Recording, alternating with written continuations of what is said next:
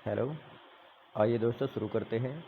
तो देखिए आपको आपके सामने एक रिज़ल्ट दिख रहा होगा। यहाँ पर लिखा है नेम, रोल नंबर। नेम की जगह पर आप अपना नाम लिखो और रोल नंबर की जगह पर आप अपना रोल नंबर लिखो। और देखो नीचे जो रिज़ल्ट दिखलाया हुआ है ना। इस रिज़ल्ट में आप देख सकते हो एक लाइन प्रैक्टिकल की, एक थ्योरी की है, एक टोटल की है।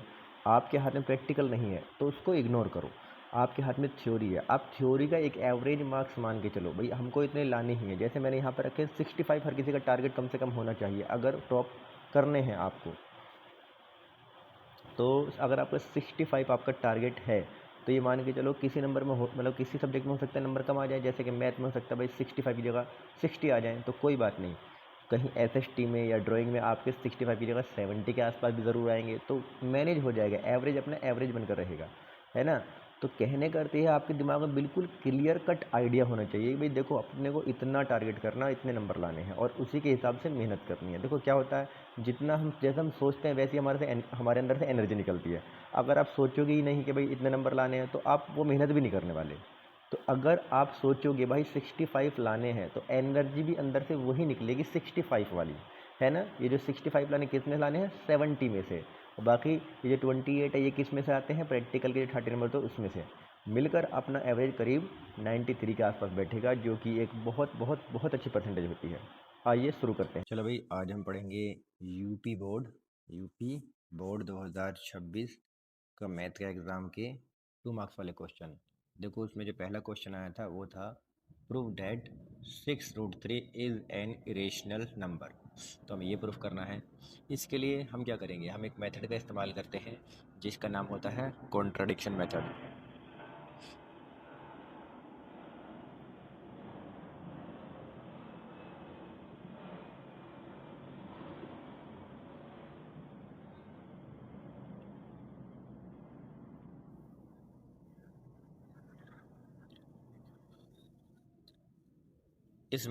इस मेथड के अकॉर्डिंग इस मेथड के अकॉर्डिंग क्या होता है, जो भी हमें जिस नंबर को भी हमें प्रूफ करना है कि ये रेशनल है, हम उसका उल्टा मान लेते हैं। क्या मान लेते हैं कि late assume that it is rational.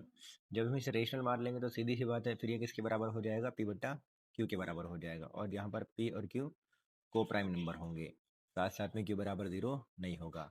फिर आगे बढ़ते हैं, ये √3 का √3 आएगा बराबर पी का पी आ जाएगा और यहाँ पर क्यू का क्यू आ जाएगा। ये जो 6 है इसको हम इधर भेज देंगे बराबर से दूसरी वाली साइड में, तो कहाँ जाएगा, ये बट्टे में यहाँ आ जाएगा। ठीक है। अब देखो ये जो है √3 ये बाहर नहीं आ सकता रूट से, तो ये क्या है, एक रेशनल नंबर है।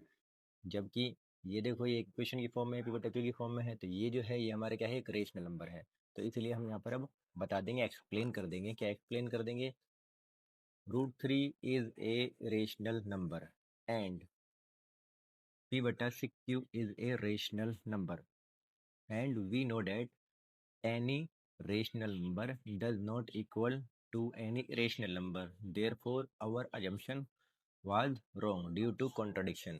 So 6√3 is rational number। कहने का बस यही है कि देखो ये एक तुम्हारा इरेशनल नंबर है, ये एक रेशनल नंबर है और कोई भी इरेशनल नंबर किसी रेशनल नंबर के बराबर नहीं होता है। इसीलिए हमारा जो शुरुआत में मानना था, एज्यूम करना था, वो गलत था कॉन्ट्रडिक्शन के कारण। तो ये क्या होगा, ये एक रेशनल नंबर नहीं होगा। तो इसका मतलब ये क्या हो गया, रेशनल नंबर। आइए अगला क्वेश्चन देखते हैं। देखो यहाँ पर 2 पॉइंट दिए हैं। एक पॉइंट का जो वैल्यूज़ है एक्स की वो कितनी है, 15 है यानी 15 एंड 36 है, दूसरे में 0 0 है। बोल रहा है डिस्टेंस निकालो। पहले वाले को x1 मानेंगे, दूसरे वाले को y1 मानेंगे। फिर यहाँ पर पहले वाले को x2 मानेंगे, दूसरे वाले को y2 मानेंगे। इसने बोला डिस्टेंस निकालो, तो बाबू डिस्टेंस का फॉर्मूला लगाएंगे। फॉर्मूला क्या था डिस्टेंस का, डिस्टेंस बराबर रूट में x2 माइनस में x1 का whole square plus y2 minus y1 का होल स्क्वायर। अब बाबू बराबर का बराबर लगाएंगे। x2 जो हमारे पास है वो कितना है, 0, माइनस का माइनस, x1 कितना हमारे पास 15, स्क्वायर का स्क्वायर प्लस का प्लस, y2 कितना है हमारे पास 0, बीच में माइनस, y1 कितना हमारे पास 36, है ना। चलो अब रूट का रूट आ जाएगा हमारे पास और 0 में से -15 जाएगा तो -15 बचेगा, स्क्वायर का स्क्वायर प्लस, और 0 में से माइनस का 36 जाएगा तो यहाँ पर 36 का स्क्वायर हो जाएगा। फिर रूट लगाएंगे, 15 का स्क्वायर करेंगे तो कितना आता है आपको पता ही होगा, 225 प्लस 36 का स्क्वायर करेंगे क्या आएगा, 1296।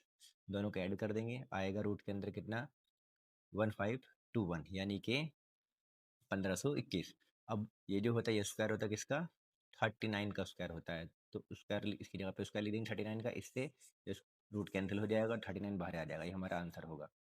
इसी तरह के और चैनल के लिए या फिर एमसीक्यू के लिए मैंने 20 के 20 एमसीक्यू सॉल्व करके चैनल पर डाल रखे हैं, आप हमारे चैनल को ज्वाइन कर सकते हो, देख सकते हो अच्छी तरीके से इसको। आप वहाँ पर यूपी बोर्ड के सारे सॉल्यूशन मिल जाएंगे, और कोई क्वेश्चन आपको पूछना तो आप वो भी पूछ सकते हो वहाँ पर। धन्यवाद।